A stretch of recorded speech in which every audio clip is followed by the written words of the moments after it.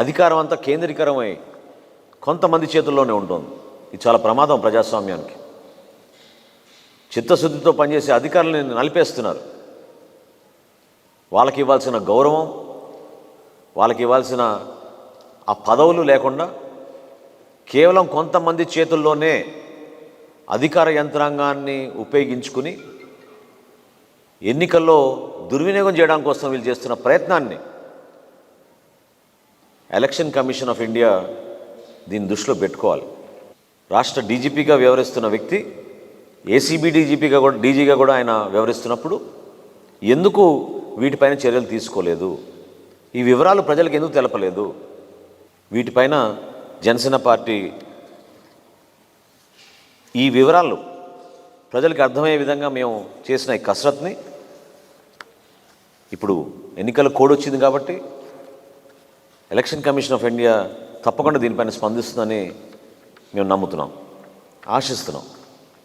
అదేవిధంగా మా పార్టీ అధ్యక్షులు పవన్ కళ్యాణ్ గారు 30 తారీఖు నుంచి 10 నియోజకవర్గాల్లో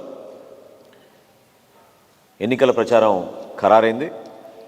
30 తారీఖు నుంచి 2వ తారీఖు వరకు పిఠాపురంలో, 3వ తారీఖున తెనాలి నియోజకవర్గంలో, 4వ తారీఖున నెల్లిమర్ల నియోజకవర్గంలో, 5వ తారీఖున అనకాపల్లి నియోజకవర్గంలో,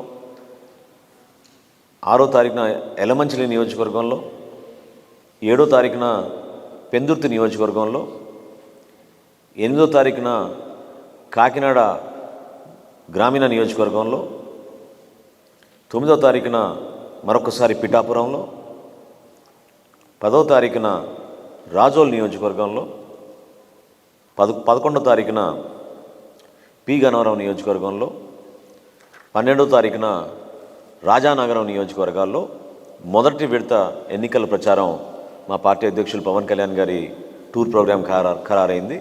దీనికి స్థానికంగా ప్రతి జిల్లాలో ఉన్న నాయకులందరూ కూడా సమన్వయపరుచుకుంటూ మండల స్థాయి జనసేన పార్టీ నాయకులు, వీర మహిళలు, జన సైనికులు అందరూ కూడా ఈ కార్యక్రమాల్లో పాల్గొనే విధంగా, సక్సెస్ అయ్యే విధంగా క్షేత్రస్థాయిలో తెలుగుదేశం పార్టీ, భారతీయ జనతా పార్టీ నాయకులతో కూడా సమన్వయపరుచుకుంటూ ఈ సమాచారాన్ని అందరికీ అందించి మన పార్టీ అధ్యక్షులు పవన్ కళ్యాణ్ గారికి ఘన స్వాగతం పలకమని, అదేవిధంగా స్థానికంగా ఉన్న అభ్యర్థుల్ని గెలిపించే విధంగా కార్యాచరణ సిద్ధం చేసుకోమని జనసేన పార్టీ తరఫున మేము కోరుతున్నాం.